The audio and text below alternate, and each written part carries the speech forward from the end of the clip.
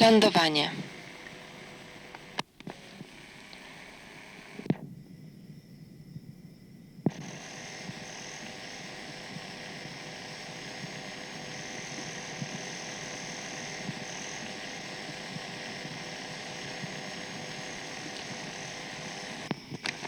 Tak sobie leżę na łóżku.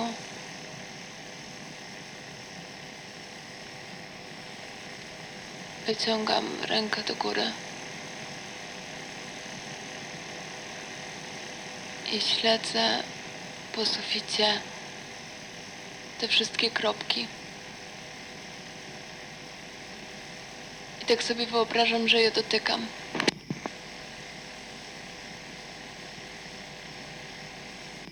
Nie mogę spać. Nie wiem.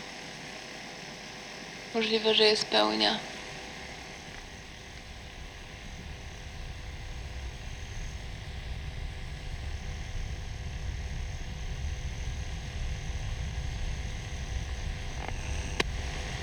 Nie było mnie wtedy na świecie. No ale właśnie wtedy, w czasach zimnej wojny, Stany Zjednoczone i Związek Radziecki rywalizowały o podbój kosmosu.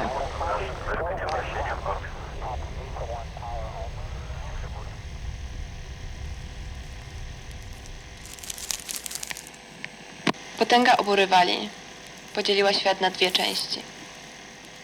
Korolow, jako główny konstruktor, odpowiadał za radziecki program kosmiczny. Amerykańskim przewodził von Braun. Polska była w strefie wpływów Związku Radzieckiego. Jako jedyne państwo z bloku wschodniego transmitowała lądowanie na Księżycu. W nocy ludzie czekali przy odbiornikach. Nie wiadomo było do końca, czy transmisja odbędzie się, czy nie. Ale każdy miał na to nadzieję. Człowiek wylądował na Księżycu. Nastąpiła ta wielka chwila. 21:18. Człowiek lądował. Jest! Powierzchnia Księżyca schodzi teraz, w tej chwili, na Ziemię. Już stoi na ziemi. Stoi na Ziemi księżycowej. Na gruncie księżycowym. Zszedł. Stawia pierwszy krok. Pył. Wszędobylski pył. Można tak lekko stąpać albo skakać bardzo wysoko. Kosmonauta przebywa pół kilometra trasy.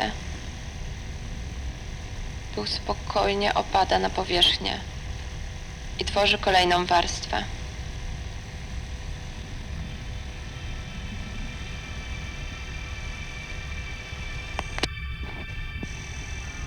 Zostaje pobrane 22 kg próbek.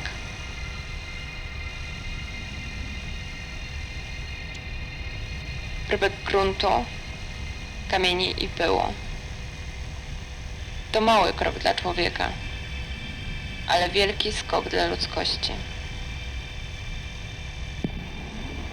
Prawie nikt nie wie, że dokładnie w dzień lądowania w Krakowie został odsłonięty pomnik upamiętniający to wydarzenie. Pomnik Neila Armstronga, pierwszy na świecie, tu w Polsce. Miał być to pomnik na uczczenie 25-lecia Polski Ludowej. No ale wtedy każdy żył lotem w kosmos. Nic dziwnego, że krakowianie ulegli magii tej chwili. To była wielka ekscytacja. Nie ma już pomnika. W ogóle był bardzo krótko. Został usunięty przez ówczesne władze. Nocą pod pretekstem renowacji.